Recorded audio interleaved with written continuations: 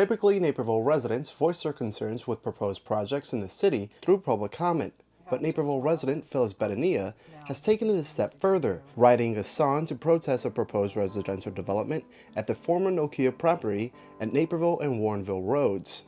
Wooden houses very large are being built in my backyard, about 250 more or less, next to where the herons nest. So I'm very concerned about how it will impact the wildlife in the forest preserve. There are drainage issues, there are traffic issues, and the types of homes they're building and the density of the homes seem extremely inappropriate to the surrounding community. Her music video, titled Wooden Houses, can be viewed on YouTube. Shot by Betenia and Jack Orton, the video shows some wildlife and the neighborhoods that could be affected by the development. Had the idea for it simply because I've always, I grew up with protest music. I grew up with Dylan and Pete Seeger and Woody Guthrie.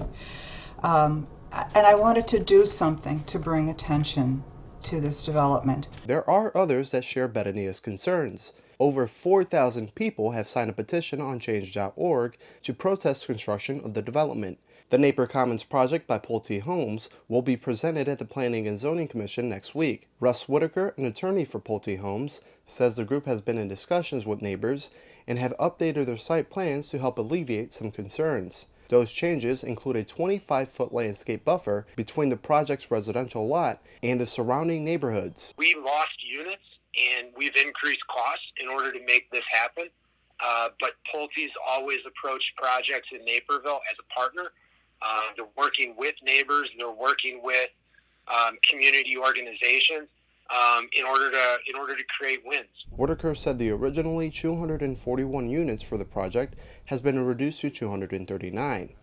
He also said the plan has been updated to address some concerns raised by the Forest Preserve District of DuPage County. The Naperville Planning and Zoning Commission is scheduled to hear further input about the proposed project at their February 3rd meeting.